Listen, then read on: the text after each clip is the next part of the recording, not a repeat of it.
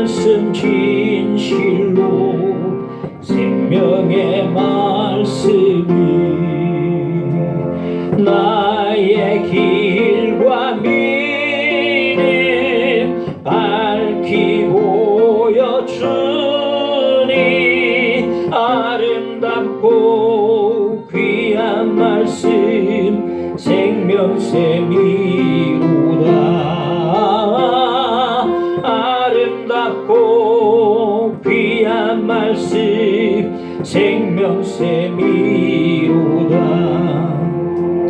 귀한 주님의 말씀은 내 노래 되도다. 모든 사람을 살리는 생명의 말씀은 값도 없이 받아 생명 길을 가니 아름답고 귀한 말씀 생명샘이로다. 아름답고 귀한 말씀 생명샘이로다. 널리 울리어 퍼지는 생명의 말씀은 마음의 용서와 평안을 골고루 주나니 다만 예수 말씀 듣고 복을 받네. 아름답고 귀한 말씀 생명샘이로다. 아름답고 귀한 말씀 생명샘이로다.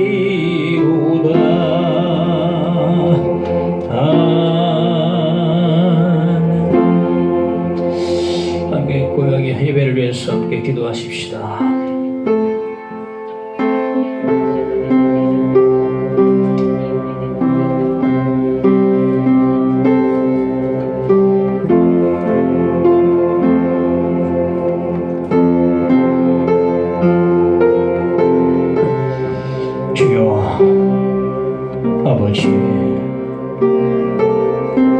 아버지 함께 주시옵소서. 주여 할렐루야. 주 앞에 감사를 드립니다. 영광을 돌려드립니다. 오늘 예배 자리에 나오게 하시니 감사를 드립니다. 우리의 마음을 열고 귀를 열어주셔서 듣게 하시고 보게 하여 주옵소서. 너희 귀는 들음으로 너희 눈은 봄으로 보기 돋아셨사오니 이런 복된 자들이 되게 하여 주시기를 기도를 드립니다. 임재해 주시고 새로워진 예배가 되도록 도우시고 기쁨과 감격이 넘치는 이 자리가 되도록 주님 축복해 주시옵소서. 주님 부족한 종을 붙드시고 함께 하시고 하나님 지금 함께 하시고 은혜를 주시기를 기도를 드립니다. 믿사옵고 예수 이름으로 기도하옵나이다. 아멘. 사도행전 17장 10절에서 15절까지 말씀 보겠습니다. 밤에 형제들이 곧 바울과 실라를 베레아로 보내니 그들이 이르러 유대인의 회당에 들어가니라. 베레아에 있는 사람들은 데살로니가에 있는 사람들보다 더 너그러워서 간절한 마음으로 말씀을 받고 이것이 그러한가 하여 날마다 성경을 상고하므로 그 중에 믿는 사람이 많고 또 헬라의 기부인과 남자가 적지 아니하나 데살로니가에 있는 유대인들은 바울이 하나님 말씀을 베레아에서도 전하는 줄 알고 거기도 가서 무리를 움직여 소동하게 하거늘 형제들이 곧 바울을 내보내어 바다까지 가게 하되 실라와 디모데는 아직 거기 머물더라. 바울을 인도하는 사람들이 그를 데리고 아덴까지 이르러 그에게서 신라와 디모데를 자기에게로 속히 오게 하라는 명령을 받고 떠나니라. 아멘. 데살로니가에서 사도 바울의 전도로 많은 사람들이, 헬라인과 기부인들이 예수를 믿었습니다. 근데 유대인들이 시기해서 동네 깡패를 동원해서 바울 일행을 박해를 하기 시작하자 바울 일행은 박해를 피해서 밤에 거기서부터 약 40km 떨어진 베레아로 이제 가게 됩니다. 바울은 베레아에 도착하자마자 유대인의 회당을 찾아갔습니다. 그리고 역시 성경을 가지고 강론을 했던 것 같습니다. 우리가 첫 번째 살펴볼 대목은 너그러운 마음. 11절에 보면 베레아에 있는 사람들은 데살로니가에 있는 사람들보다 더 너그러워서 말씀하고 있습니다. 베레아 사람은 데살로니가 사람들보다 더 너그럽다 말씀하고 있습니다. 데살로니가 사람들은요, 사도 바울의 말씀을 듣고서 많은 사람들이 예수를 믿고 바울과 신라를 따르기 시작하니까 깡패들을 동원해서 바울을 잡아 족치려고 소동을 일으켰습니다. 베레아 사람들은 그들 데살로니가 사람들보다 너그럽다고 말씀하고 있어요.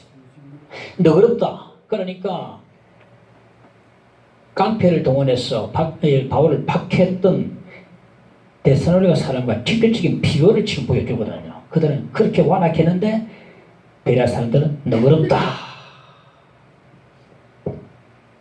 자, 그럼 너그럽다는 이 말의 그 뜻이 뭔가? 영어 성경을 찾아보니까 오픈 마인드, 오픈 마인드, 열린 마음이라는 말이죠. 열린 마음이다. 오픈 마인드로 됐어요. 물론 NIV 보니까 노블 캐릭터, 귀족적인 어떤 그런 성격, 타고난 성격을 말하는데 다른 많은 성경에는 오픈 마인드로 번역을 해놓고 있습니다. 열린 마음이죠. 그러니까 베레아 사람들은 사도 바울의 설교를 듣고 오픈 마인드, 열린 마음이었다는 것입니다. 바울의 설교에 오픈 마인드였다. 그런 말씀이 되겠습니다. 이 너그럽다 이 말씀을 전에 과거에 개역 한글 성경에 보면 어떻게 번역했냐? 신사적이다라고 번역했어요. 신사적이다. 그러니까 열린 마음이 꼭 신사적인 마음이고 이는 바로 편견이 없는 마음이다. 편견이 뭡니까? 색 안경을 끼고 보는 것이고 한쪽으로 치우치는 것을 편견이라고 그러거든. 신사를 하면 응당 편견이 없어야 합니다. 내가 신사가 편견이 없어야 신사가. 신사를 하면 성경에도 열려져 있어야 합니다. 무조건 튀겨가지고 이렇다 저렇다 자단하지 말고 성경에도 열려야 신사다 이 말이죠. 성경을 무조건적으로 편견한 사람은 비신사적인 사람이다 라고 보면 되겠습니다. 지금 바울 사도가 베레아의 회당에서 성경을 가지고 강론을 하고 있습니다. 엄밀히 말하면 구약 성경을 가지고 강론하고 있는 것이요. 구약 성경이 하나님의 말씀인 걸 어떻게 알 수 있는가 하면 이걸 뭐 구약 신학에 들어가야 상세히 나옵니다만 지금 그런 시간 아니고 제가 짧게 생각해 봤습니다. 구약 성경이 하나님의 말씀이 이걸 어떻게 알 수 있는가 하면 구약의 모든 선자들은 하나같이 여호와께서 말씀하시기를 그래 말했거든요. 자기의 말이 아니고 자신이 말하면서도 여호와께서 말씀하시기를 그렇게 말씀을 했단 말입니다. 여호와께서 나에게 말씀하시기를 여호와께서 말씀하시기를 그렇게 말했다. 무엇보다도 예수께서요 기록되었으되 하시면서 구약의 말씀을 인용하시고 구약 성경이 하나님의 말씀임을 인정을 하셨습니다. 기록되었으되 예수께서 구약 성경을 부인하지 않으셨어요. 하나님의 말씀을 인정했습니다. 말씀을 끌어와서 인용하시면서 말씀으로 사탄도 물리치고 그렇게 하신 겁니다. 기록되었으되. 그리고 예수께서 보니까 창세기 1장 2장에 나오는 아람과 하와의 이름을 언급하심으로써 아람과 하와가 실존적인 인물임을 인정하셨어요. 동시에 창세기 1장 2장 그 많은 그런 사람들의 의구심을 갖고 보는 창세기 1장 2장이 바로 역사적 사실임을 인정하시고, 따라서 예수께서는 구약 성경이 하나님 말씀임을 인정하고 계시다는 겁니다. 예수께서 인정하시면 하나님 말씀입니다.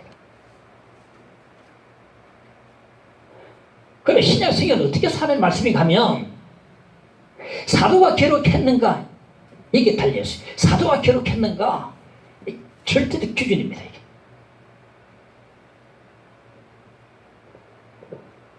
안디옥 감독인 이그나티우스는요, 여러 교회 편지를 쓰는데 이렇게 기록을 했습니다. 나는 베드로와 사도처럼 여러분에게 명령하지 않습니다. 그들은 사도지만 나는 죄 많은 한 인간에 불과하기 때문입니다. 감독의 권위와 사도의 권위는요, 견줄 수가 없어요. 사도의 권위는 곧 그리스도의 권위입니다. 사도가 말하면 곧 그게 하나님 말씀입니다. 사도가 말하는데 믿지 않을 수 있겠습니까? 사도가 누굽니까? 3년 6개월 동안 주님과 함께 따라다녔던, 다 보고 다 그대로 주님을 만지고 듣고 다 했던 사람들, 사도가 말하면 곧 그것은 하나님 말씀이다. 사도의 권위를 부정하면 성령의 권위도 부정하게 되는 것입니다. 사도가 말했는가 따라서 성령인가 아닌가 결정이나 판단을 막버립니다. 사도성 얼마나 중요한지 모릅니다. 사도. 여러분, 신구약 성경이 하나님의 말씀인 줄 믿습니다. 편견을 가지고 성경을 무턱대고 부정적으로 본다면 그건 몰직한 사람이고 비신자적인 사람이라고 할 수가 있습니다. 베레아 사람들은 성경 말씀에 열린 마음이었습니다. 열린 마음은 옥토 같은 마음입니다. 그러므로 옥토 같은 마음에 말씀이 떨어지면 놀라운 구원이 임하게 되는 것입니다. 자, 둘째 살펴볼 것은 간절한 마음이다. 11절에 보면 베레아에 있는 사람들은 데살로니가에 있는 사람들보다 더 너그러워서 간절한 마음으로 말씀을 받고, 말씀하고 있습니다. 베레아 사람들은 너그러워서 간절한 마음으로 말씀을 받았다 합니다. 성경 말씀이나 설교 말씀에 너그러운 마음이 되면, 즉 열린 마음이 되면 첫째, 간절한 마음이 생기게 됩니다. 마음이 열리면 간절함이 생기게 돼요. 그래서 무슨 말씀이 다 받게 되겠습니다. 그렇게 받게 되면 놀라운 구원이 내게 임하게 되고 성령의 능력과 은사가 임하게 되고 믿음의 열매가 맺혀지게 되는 것입니다. 열린 마음에서 간절한 마음이 온다. 간절한 마음에서 성령의 역사가 나타나고 구원이 나타나게 된다, 이 말이 되거든요.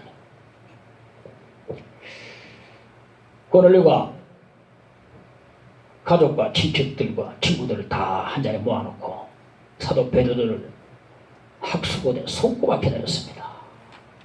마침 그렇게 기다리는 베드로가 딱 집에 도착하니까 너무너무, 지금이야 우리가 이 스마트폰으로 뭐 다 확인하고 뭐 아무도 안 본 사람도 다 확인할 수 있지만 당시에 누가 보면 보고 알았던 것 같아요.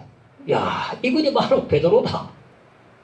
보자마자 그 자리에 바람에 엎드려서 감격했습니다. 절을 하고 이렇게 고백했습니다. 이제 우리는 주께서 당신에게 명하신 모든 것을 듣고자 하여 다 하나님 앞에 있나이다. 자, 보십시오. 고넬료의 마음이 활짝 열렸어요. 뭐랍니까? 모든 말씀을 듣고자 합니다. 마음이 활짝 열려버렸어요. 모든 말씀을 듣고자 합니다. 그러니까 내가 이해되는 말씀만 듣고 이해 안 되는 말씀은 안 듣겠다는 말이 아닙니다. 교훈의 말씀만 듣고 기적 같은 어려운 말은, 이해되지 않는 말은, 믿지 않는 기적은 듣지 않겠다, 이런 말이 아닙니다. 예수께서 도덕 선생인 것을 받아들이고 하나님 아들인 것을 받아들이지 않겠다는 말이 아닙니다. 예수의 선행은 인정하고 예수 부활은 도저히 받아들일 수 없다, 이런 말이 아닙니다. 내 취향대로 받아들이고 안 받아들이다는 말이 아닙니다. 무슨 말씀이든지 다 받겠습니다, 이렇게 하거든요. 이게 열린 마음이에요. 아마 이 베드로는요, 이방인 고넬료의 이 열린 마음 보고 깜짝 놀랐을 것 같습니다. 와, 이렇게 마음이 열리다니. 이방인인데도 이렇게 군인인데, 이야, 뭐 모든 말씀, 무슨 말씀이든지 하시면 다 받겠습니다. 은혜가 임하겠어요, 안 임하겠습니까, 여러분? 이 베드로가 그들 열린 마음을 가진 그들에게 말씀을 딱 시작하자마자 놀랄 일들이 발생했습니다. 성령이 임하고 예수를 믿고 세례받고 전부 다 방문도 하고 하나님도 높이고 말이죠. 열리니까 역사가 되거든요. 열린 마음이 그래서 간절한 마음이 생기고 간절한 마음에서 성의 역사가, 믿음의 역사가 나타나게 되는 것입니다. 아멘. 이 순수가 열린 마음, 너그러운 마음, 이거 열린 마음이죠. 오픈 마인드에서 간절한 마음이 생기고 간절하면서 역사가 나타나죠. 닫힌 마음은 어떤 역사도 나타나지 않습니다. 어느 건물에 지하실 보일러실에 그 건물에 건물 따뜻하게 하는 장치가 거기 다 있는데 그 장치 가운데 하나가 막혀버렸어요. 그러니까 온 건물이 따뜻하게 하는 그 기능이 상실되어 버렸어요. 이처럼요, 성령의 말씀 가운데, 성령의 교리 가운데 하나라도 안 믿어지고 막혀버리면요, 아무것도 아닙니다. 간절한 마음이 안 생깁니다. 물론 은혜가 없습니다. 막혀버리면. 제가 여러분에게 묻습니다. 하나님께서 이 광대한 우주를 창조하시고 하나님께서 인격적인 분이시며 우리에게 말씀하시고 우리 삶을 주관하시고 이 세상 역사를 주관하시고 인도하시고 우리가 하나님의 형상으로 창조되었고 첫사람 아담의 범죄로 말미암아서 타락이 왔고 그로 말미암아서 죄가 들어왔고 예수께서 동정녀 몸에 성령으로 잉태하셨고 예수의 십자가 죽으심은 우리 죄를 대속하시는 구속의 죽으심이요 죽은 지 3일 만에 육체적 실질적으로 부활하셨고 지금은 하나님 아버지 보좌 우편에 앉아 계시고 재림하실 것이며 예수 믿는 자들은 앞으로 마지막 날에 영원토록 주와 함께 새로가 새 땅에 살 것을 이 사실을 어느 한 군데 막힘없이 다 여러분 믿으십니까? 아멘. 안 믿어지는데도요 얼굴물이고요 대충 믿 넘어가면 절대로 간절한 마음이 안 생깁니다. 은혜도 없고 믿음도 없고 구원도 없고 역사도 성의 역사도 없습니다. 이게 믿어져야 되거든요. 한 군데 막혀버리면 예를 들자고 막혀버리면 간절함이 없습니다. 여러분 간절해야 능력이 생기는데 이게 다 연결되거든요. 저는 지금도 신학 서적을 봅니다. 어떤 사람은 신학 서적을 신학교단한테 보죠. 지금 뭐 원하지만 난 지금 신학 서적을 봅니다. 인간론을 볼 때마다 읽으면 읽을수록 더욱더 인간을 알면요 하나님의 더욱더 간절해집니다. 하나님께 간절해져. 약한 인간성을 보면 하나님 자꾸만 가까이 나가야 돼. 종말을 읽으면 읽을수록 더욱더 오실 주님을 대망하게 되고 그 하나님 나라를 자꾸만 기다려줍니다. 이 마음에 생겨요. 간절함이 생기게 됩니다. 저는 그래서 생각합니다. 신학이 다 믿어지면 그 사람 뒤집어집니다. 신학이 다 믿어지면 종말론이 믿어지고 인간론이 믿어지고 성령론이 믿어지고 신론 뭐 죄론 다 그대로 다 믿어진다면 그 인간은 뒤집어진다. 아멘. 뒤집어집니다. 아멘. 얼마 은혜입니까? 신학이 얼마 은혜인지 몰라요. 그래서 로이드 존슨 목사님 말하기를 신학은 불붙는 논리다 그랬어요. 불붙는다 그랬어요. 신학이 불붙인다. 어떤 사람은 신학 아이고 딱딱한 신학 하지만요 신학을 제대로 알면 막 불이 붙어요. 불이 붙어. 여러분 성경의 모든 부분이 믿어져야 막힘이 없어야 간절한 마음이 생길 줄 믿습니다. 아멘. 간절한 마음이 생기거든요. 우리 사도행전 고백하지 않습니까? 그냥 같이 대충 같이 넘어가지 않습니까? 혹시 안 믿어졌냐 막 넘어가고 얘가 10년 20년 왔어 같이 막 고백하고 막 안 됩니다. 그래가지고 지켜봐야 됩니다. 그래가지고 왔기 때문에 간절함이 지금 없지 않는가? 어디도 없지 않는가? 어느 교회 목사님이 주일 설교를 아주 어렵게 하고 강단에서 내려와서 다 사무실에 계시는데 한 분이 찾아왔습니다. 목사님 오늘 설교하신 거 좀 내보고 내 들으라고 하는 소리시오. 그래 항의를 하더라는 겁니다. 그 목사님이 뭐라 했겠습니까? 목사님이 예 들으라고 했습니다. 아니 집사님이 안 그렇습니까? 설교는 들으라고 하는 것입니다. 만일 내 성경 해석이 잘못됐다면 얼마든지 항의해도 좋습니다. 그러나 내가 참으로 성경 해석을 제대로 하고 설교를 했다면 집사님이 말씀에 순종하세요. 성경을 고치기 쉽겠습니까? 집사님 행실을 고치기 쉽겠습니까? 그렇게 말을 했다. 이 말을 왜냐면 홍정길 목사님이 제가 존경하는 목사님인데 왜 말씀했다는 거예요. 아 일리가 있더라고. 그래 무슨 말이냐. 설교 가운데 한 부분이라도 막혀버리면 간절함이 없고 은혜도 없습니다. 더 나아가서 목사와 인간적인 관계가 뒤틀어져 있으면요 간절함도 없고요 은혜도 절대 못 받습니다.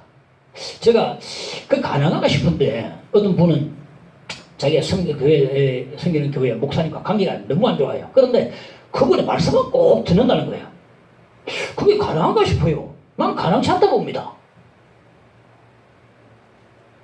그래 몇 번 그렇게 들었어요. 그런데 얼마 못 가서 은혜가 안 되는 것이 얼굴 태도에 다 쓰여졌더라고. 은혜가 안 되는구나 지금.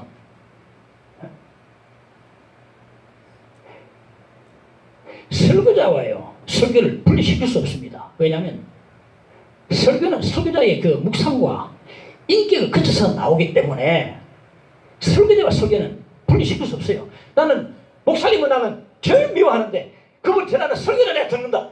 이게 한두 번 가능합니다만 절대 은혜 안 됩니다. 설교자가 막힌 분이 있다면 절대로 간절한 마음이 안 생깁니다. 전혀 은혜도 없고. 베레아 사람들은 오픈마인드 열린 마음이었습니다. 그런 인간 바울과 그 바울이 전하는 모든 말씀을 마음을 활짝 열고 다 받아들였습니다. 그러니까 이 간절한 마음이 되고 은혜가 임하는 것을 볼 수가 있는 것입니다. 세 번째 살펴볼 대목은 성경을 상고한다. 11절 다시 한번 보면 이것이 그러한가 하여 날마다 성경을 상고함으로 열린 마음에 첫째 간절한 마음이 생기고 둘째 성경을 상고하는 마음이 생깁니다. 이게 상고하는 말을 영어 성경에 보면 examine라고 나와요. examine 뜻이 뭡니까? 시험하다, 조사하다, 검토하다, 알아보다 이런 뜻이거든요. 제가 영어 성경을 말해서 여러분 오해하지 마십시오. 영어 잘하는 게 아니고 더 확실하게 해석을 어떻게 하면 할 수 있을까 싶어서 찾아봅니다. 상고하다의 말은 examine 시험하다, 조사하다, 검토하다, 알아보다 그런 뜻을 가지고 있어요. 베리스 총독이 바울을 신문할 때 쓰였던 이 단어인데 이 단어가요. 바울이 누군가 어떤 사람인가 이 사람이 무슨 일을 했는가를 상세하게 자세하게 알아보기 위해서 이 단어가 쓰여졌다는 것입니다. 그러니까 베레아 사람들은요 바울 설교를 듣고 난 뒤에 바울 설교를 가지고서 검토를 했다. 이것이 그러한가 하여 나는 이것이 그러한가 하여 이거 은혜가 참 되더라고요. 이것이 그러한가 하여 검토를 했다는 거예요. 검토했다는 말은 바울의 설교가 틀렸다는 말이 아니고 바울의 설교가 바로 이러한 말씀이구나 확인하기 위해서 검토를 했다는 것입니다. 검토를 했다. 검토 작업이 얼마나 필요한지 모릅니다. 후속 작업이 설교 듣고 나는데 후속 작업이 참 필요합니다. 듣고나 제목도 모르고 휘딱 하는 게 아니고. 나치에 저항했던 독일 고백교회 목회자 목사님 본헤프 목사님 대단한 분이시고 순교하신 목사님. 종교개혁의 전통을 이어받은 독일교회가 히틀러에게 나치에게 이렇게 참으로 굴복당하고 부역을 한 것은 성경을 상고하지 않았기 때문이라고 말했습니다. 성경을 상고하지 않았기 때문에 히틀러의 주장과 행동을 전혀 성경이 어떻게 말하는가를 한번 상고해보지 않았기 때문에 나치에게 전부 다 굴복당하고 무참하게 짓밟혀버리고 끝나버렸다는 거예요. 독일 교회가. 일리가 있다고 봅니다. 요즘 왜 많은 사람들이 쉽게 예수님을 떠나가 버립니까? 성경을 상고하지 않았기 때문입니다. 이 상고하다는 말에는요, 연구하다, 공부하다는 의미도 있거든요. 조사하다, 다 마찬가지입니다. 연구하다, 공부하다 말이 있는데, 교회를 다니면서 지금까지 한 번도 진지한 모습으로 성경을 공부한 적이 없기 때문에, 그리고 교회를 다니면서 한 번도 신앙책을 한 번도 제대로 읽어본 적이 없기 때문에 어쩌면 당연하게 떠나가는 게 수순일 수 있습니다. 한 번도 상고해보지 않았다. 그냥 예배드리고 그냥 훌쩍 가버렸다. 상고해보지 않았기 때문에, 한 번 공부해보지 않았기 때문에 얼마든지 코로나 만나면 얼마든지 떠나갈 수 있는 사람들이에요. 사람들은. 적어도 피상적인 교회는 되지 말아야 합니다. 베레아 사람들은 피상적인 사람들이 아니었습니다. 바울의 설교를 듣고 이것이 그러한가 하여서 검토하고 연구하고 공부하고 찾아보고 알아보고 했단 말입니다. 처인 소크라테스는 이런 말했습니다. 검토하지 않는 삶은 살 가치가 없다 했습니다. 이까지 무슨 말입니까? 검토하지 않는 삶은 살 가치가 없다. 예, 매일매일 우리가 참 힘들게 살아갑니다만 한 번도 묵상하면서 한 번도 말씀 묵상하면서 살아본 적이 없다. 검토하지 않는 삶이다. 반성하지 않고 차승하지 않고 성찰하지 않고 이 사람 삶이 살 가치가 없다. 와. 우리 날마다 검토하고 날마다 성경 공부하고 날마다 검토하고 날마다 질문하고요. 질문하고 따지고 해야 됩니다. 그럴 때 믿음의 뿌리가 더 깊이 내려가는 것입니다. 그냥 예배드리고 한 시간 예배드렸다 훌쩍 가버렸다. 피상적인 교인이 되고 가.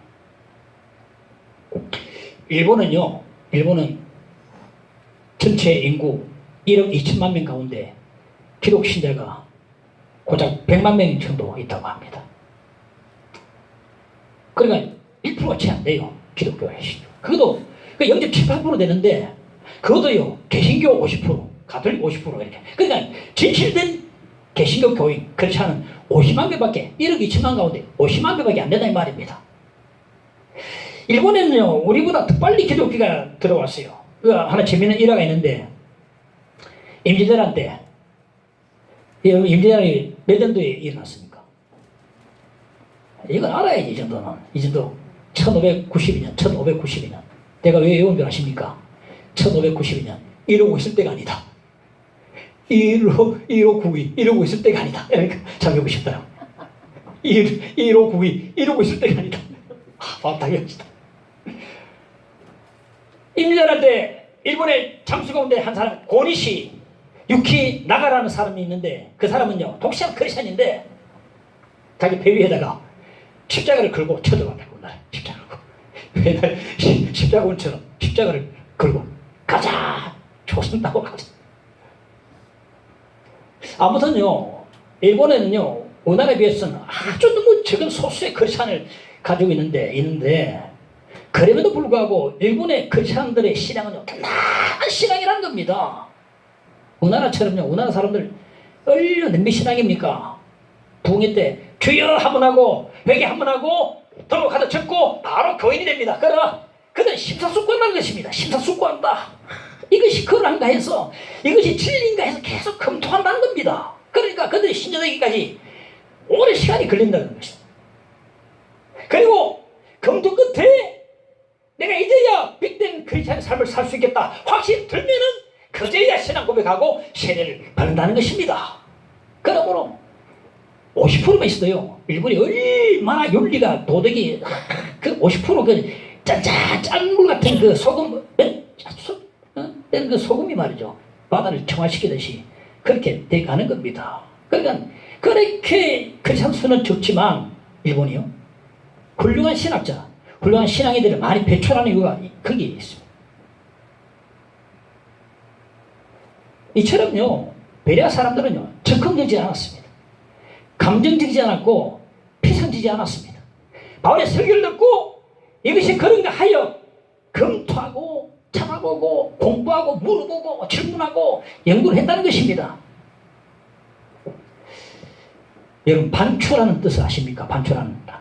소가 풀을 뜯고 나서 조용한 시간에 오물오물오물오물 다시 되새김질하는 게 반추란 말이에요. 우리가 설교를 듣고 난 뒤에 이것이 그러한가 하여 그 말씀을 되새김질해야 합니다. 이것이 바로 베레아 사람들의 말씀이라는 태도입니다. 이 베레아 사람들 이후로 성경 말씀에 열린 마음으로 말씀을 듣고 간절한 마음으로 말씀을 받고 날마다 성경을 공부하는 사람들이 그래서 베레아적 사람이라고 말합니다. 모두 베레아적 사람들이 되시길 바랍니다. 검토하고 찾아보고 물어보고 저는 물어보는 사람이 제일 좋아요. 목사님 이거 무슨 말입니까? 그러면 내가 아는 한에서 가르쳐 주죠. 대답하죠. 내가 다 아는 사람이 아닙니다만은 신학을 그래도 10년 가까이 했는 사람이에요.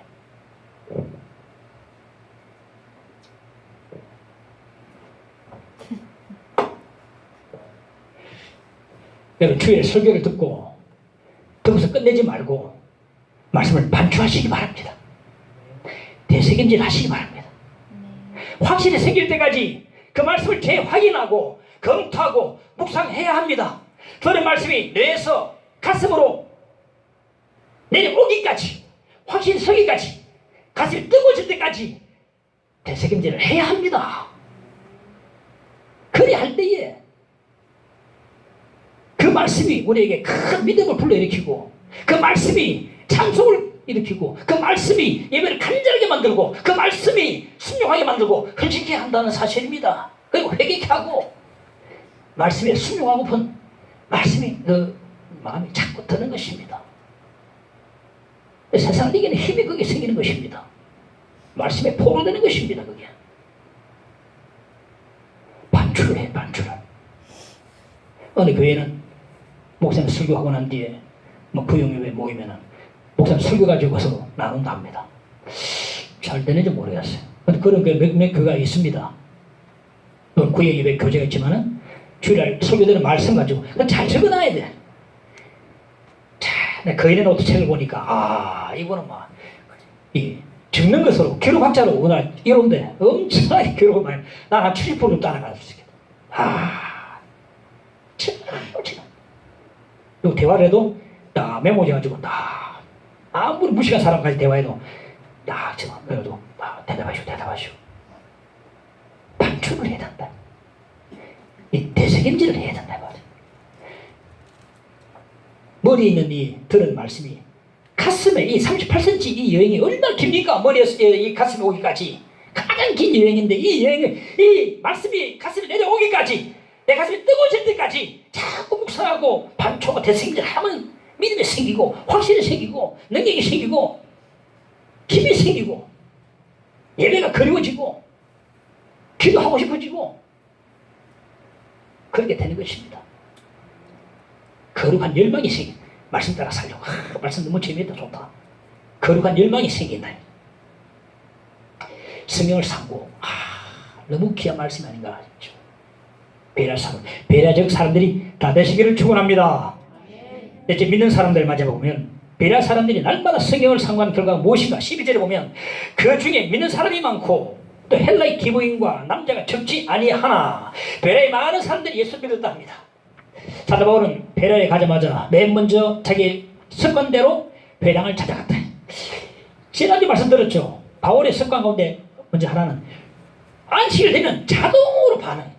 자동으로 회당에 간단 말이에요. 이 습관이라는 것은요, 내가 억지로 하는 게 아닙니다. 자동으로 몸에 배해가지고 오늘 그냥 주소리에 교회 가는 겁니다. 이게 습관이야. 그래서 바울의 습관은 안식일을 지킨다는 거. 어디 먼 여행 가도 꼭 안식일 지키고 꼭 회당을 찾는다는 거. 어렵습니까, 바울에게? 전혀 어렵잖아요. 안식일 되면 저절로 어디 갑니까? 뭘 보면 모르나. 회당에 가는 겁니다. 습관은 굉장히 쉬고요. 오랫동안 해가지고 몸에 배어버렸어. 그래서 베레아에 가서도 맨 먼저 바울은 회당을 찾아갔다. 그리고 성경 가지고 강론을 했습니다. 다 성경 읽었는데 회당장이 이에 대해서 누가 하신 말씀 없습니까? 하면 항상 바울이 손들어서 말씀을 해석해 주는 거예요. 오늘 말씀 보니까 바울의 메시지 내용은 안 나오는 걸 봐서 데살로니가 회당에서 말씀 전한 것과 똑같은 동일한 말씀을 전하지 않았겠나 생각됩니다. 사도행전 17장 3절에 보면 성경을 가지고 강론하여 하며 뜻을 풀어 그리스도가 해를 받고 죽은 자 가운데서 다시 살아나야 할 것을 증언하고 이르되 내가 너에게 전하는 이 예수가 곧 그리스도라 하니. 사도 바울이 데살로니가 회당에서 성경 가지고 뜻을 풀어 해석해주고 예수가 그리스도라고 전했습니다. 베레아의 회당에서도 이와 똑같은 동일한 말씀을 전했을 것 같습니다. 바울의 설교를 듣고 베레아 사람들이 성경을 날마다 상고했다. 검토하고 공부하고 따져보고 질문하고 안식 가면 또 사도 바울에게 또 물어보고 요즘 같으면 뭐 톡으로 얼마든지 뭐 물어보겠어. 확인을 했다. 확인 결과 베레아 사람들은 사도 바울이 전한 예수를 그리스도로 믿지 않을 수 없었다는 것입니다. 확인해보니 예수를 그리스도로 믿지 않을 수 없었다는 것입니다. 플로이드 맥켈빈의 책을 보니까 안 믿을 수 없는 예수라는 책을 보니까 이런 이야기를 들려주더라고. 그분의 이야기입니다. 한 용화단은 점쟁이가 있다고 하자. 이 점쟁이가 1년 안에 당신에게 일어날 100가지 예언을 했다고 하자. 당신은 1월 1일 새벽 0시 35분에 식탁 위에 놓여진 유해잔에 넘어져서 턱이 깨질 것이다. 그로 인해서 13번이나 깨매게 될 것이다. 당신의 그 상처를 깨맬 사람 이름은 맥가이어라는 사람은 시출되기 의사가 당신의 상처를 깨맬 것이다. 왜냐하면 그 시간에 주체가 출타했기 때문이다.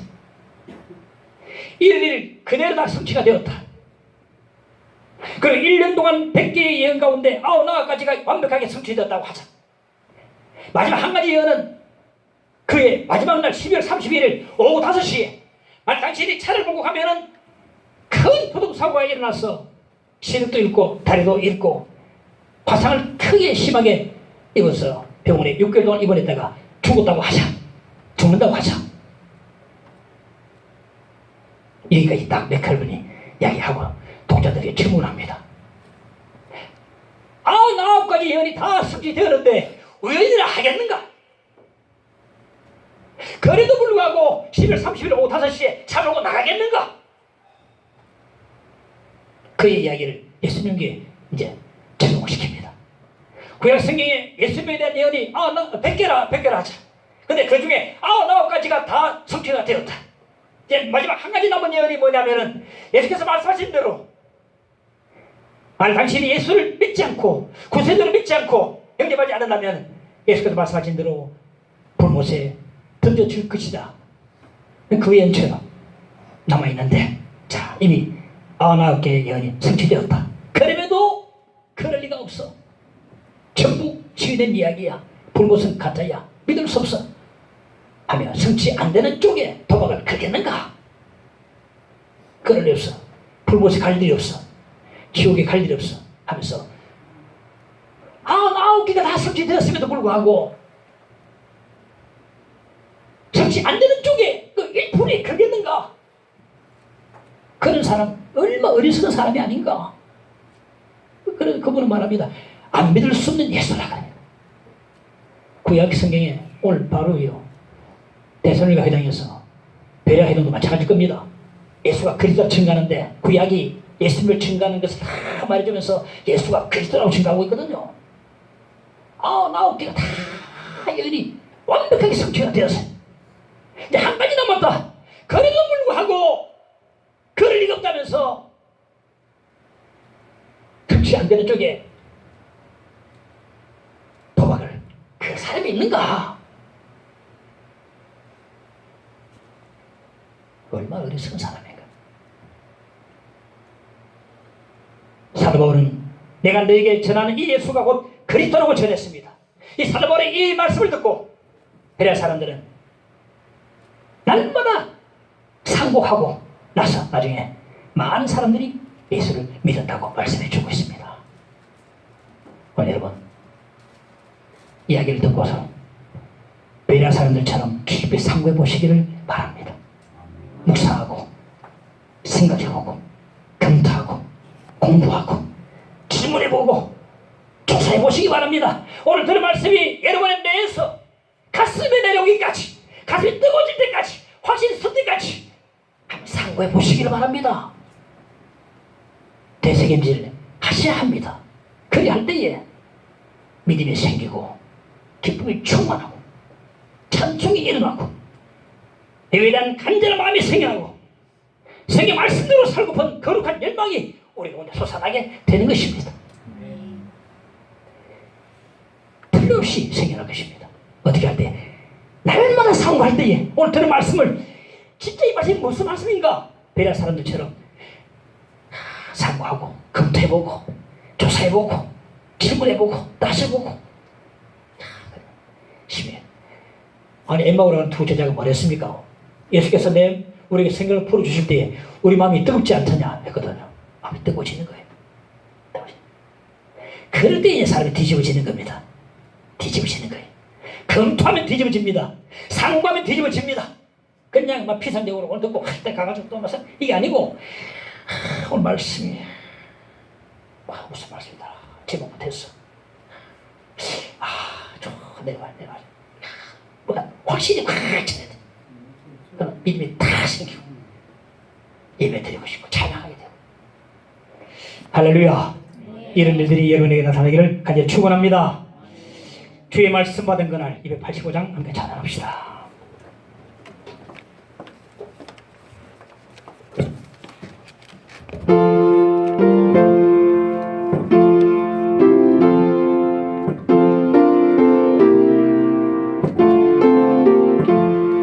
주의 말씀 받은 그날 참 기쁘고 복되도다. 이 기쁜 마음 못 이겨서 온 세상을 전하노라. 기쁜 날 기쁜 날 주 나의 죄 다 씻은 날 늘 깨어서 기도하고 늘 기쁘게 살아가리.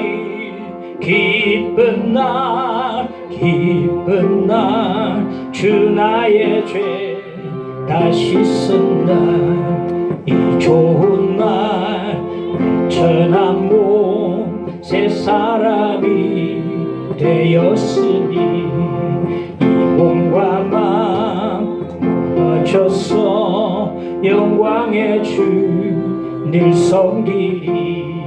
기쁜 날 기쁜 날 주 나의 죄 다 씻은 날 늘 깨어서 기도하고 늘 기쁘게 살아가리. 기쁜 날 기쁜 날 주 나의 죄 다 씻은 날 새 사람 된 그날부터 평안한 마음들이 있어서 이 복된 말 전하는 일 나의 본부 삼았도다. 기쁜 날 기쁜 날 주 나의 죄 다 씻은 날 늘 깨어서 기도하고 늘 기쁘게 살아가리. 기쁜 날 기쁜 날 주 나의 죄 다 씻은 날. 아멘. 오늘 함께 말씀을 붙들고 함께 기도하십시다. 주여 아버지 하나님 기도드립니다. 하나님 말씀을 듣고 이 말씀을 되새기면서 말씀 붙들고 기도를 드립니다. 아버지 하나님 우리에게 이 베레아 사람들처럼 하나님의 말씀을 참으로 열린 마음으로 듣고 또 간절한 마음으로 받고 날마다 말씀을 상고할 수 있도록 인도해 주셔서 믿음이 생기고 구원도 받고 능력도 생기고 주여 이 놀라운 기도 앞에 충성도 헌신할 수 있는 놀란 사람들이 될 수 있도록 인도하시기를 간절히 빌고 원합니다. 오늘 말씀 깊이 기억하고 주여 온전하게 되새기면서 날마다 능력 가운데 있게 하시고 말씀을 읽고서 늘 말씀을 붙들고 실행할 수 있도록 도와주시고 말씀의 사람들이 다 될 수 있도록 축복하여 주시기를 기도드립니다. 주여 함께 이런 은혜를 주시기를 기도드립니다. 주여 함께 오셔서 말씀을 감사합니다.